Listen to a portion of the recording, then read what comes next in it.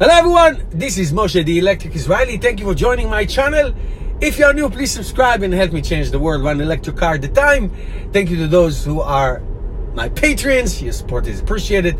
And those who ordered a Tesla using my link. And today we're going to talk about Rivian. I've not done a Rivian story for a while, but I read a very long, lengthy article, which I will summarize for you so you don't have to read it. But if you do want to read it, I'll put a link below.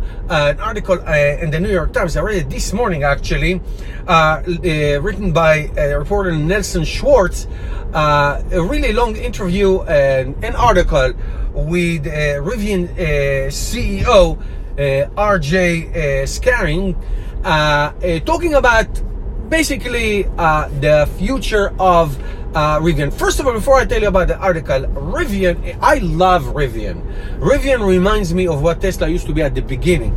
I saw the Rivian cars at the auto show in New York just a couple months ago. I interviewed a few of their executives there. They are cool, fun, enthusiastic, mission driven. The cars are fantastic. People would love these cars and all that. So the interview was about the future production of the Rivian RIS and RIT, the SUV and the truck. And their CEO said that by 2020 they anticipate modest production of 20 to 40,000. As Tesla can tell you, it is very hard to produce. It's a very hard thing to do, to produce cars. Elon Musk almost went insane and lost the company because of that. But it's very hard to produce. So what's going on that is good for Rivian? First of all, they have this old Mitsubishi factory that they acquired in Normal, Illinois, that they have clean, ready to go. They have a $500 million investment from Ford and a $700 million investment from Amazon, and altogether $1.7 billion of investments altogether from others.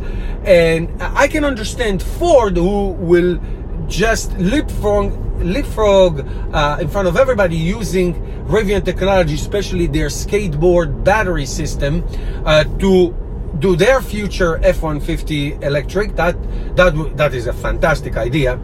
Amazon, what's the motive of Amazon? The only thing we can think of is probably to reduce their footprint, the carbon footprint of their massive deliveries of goods in America, and that could be also their motive. But anyway, he's talking about a production of 20 to 40,000 Rivians by 2020. Like I said, you can order a Rivian. A friend of mine actually put a deposit on a Rivian, which will cost probably between 70 and 90,000 for the base models, talking about 400 miles, big time off-roading, tents, really driving in the wilderness to prove that electric cars actually can achieve these kind of things. And this is the idea. And the challenges are, first of all, they need billions more to get into production lines. It's a very expensive thing. It's a cash bleeding proposition, and you do not have the income before you actually deliver the car. $1,000 is what it is.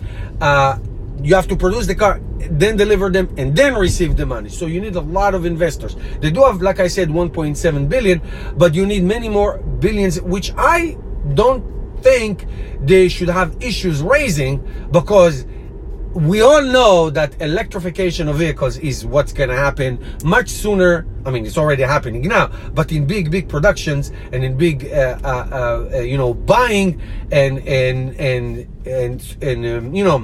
and being available everywhere, that's just a matter of time. That's not faster than we think. So they should be able to do that. But I think putting the number of 20 to 40,000 is very, I wouldn't say ambitious, but it's a good number.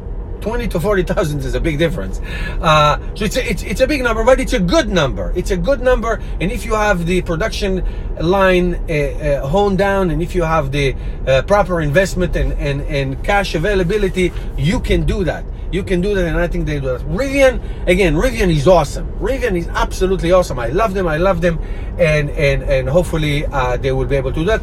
Read that article, there's a link below. Thank you guys for watching. Comments, please put down. Give me a thumbs up if you like this video. See you tomorrow.